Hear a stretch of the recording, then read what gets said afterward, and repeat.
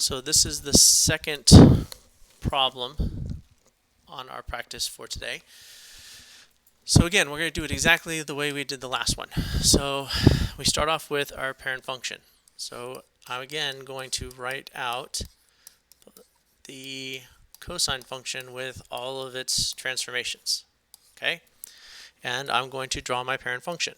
Again, these 5 key points that I'm drawing come from the unit circle itself. So those quizzes that we're doing on the unit circle values, so that you know them, that's basically part of the reason why, is so that you can be able to know the values. Alright, so let's look at our transformations again. So again, K represents our center line. So our center line is at y equals 2, which means it's been shifted up to 0, up 2, which means we have a vertical shift up. A stands for my amplitude. My amplitude is now 2. My original one's 1, now my amplitude is 2, which means it's vertically stretched. And now we have my period. Well, we have B in this case.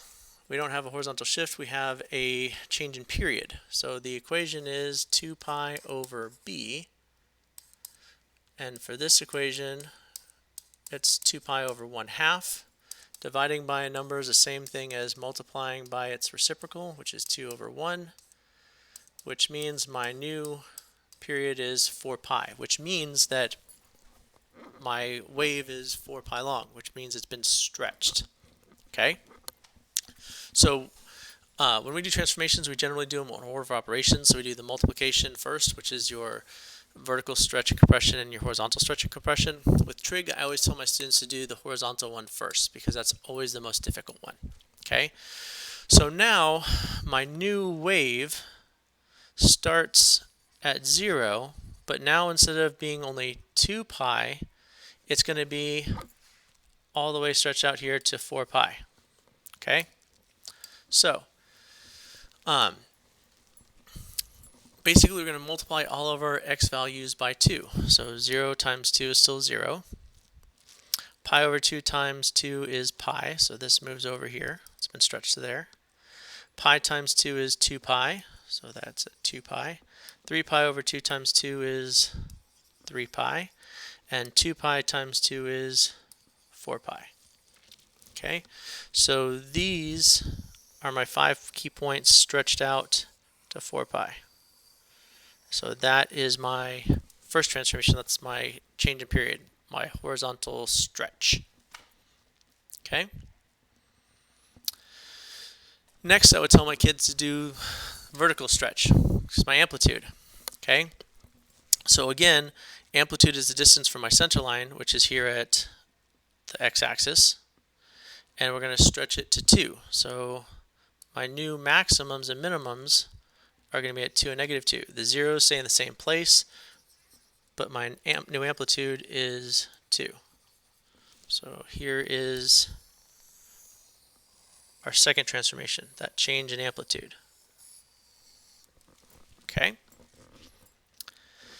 And then my last transformation is my shift up, my center line.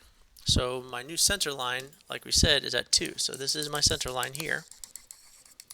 Okay? But basically everything's going to be shifted up 2. So this one goes up to 4, moved up 2, up 2, up 2 to here. This one moved up 2, and this one up 2. Okay? So there's my final transformation. Now, knowing what you know about the transformations and what these words mean will help us, because our amplitude is basically the distance from our maximums and minimums to the center line. So this should be 2. And this one right here, this distance should be 2. And it is.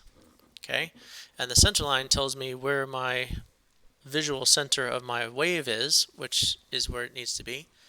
The period's the one that's more difficult to figure out if it's actually what it is. Okay? But again, like I said before, we could check it. So let's look at f of 4 pi. So when we plug in 4 pi, so we get 2 plus 2 cosine of 1/2 times 4 pi. So this ends up being cosine 1/2 times 4 pi is 2 pi. And cosine of 2 pi is 1.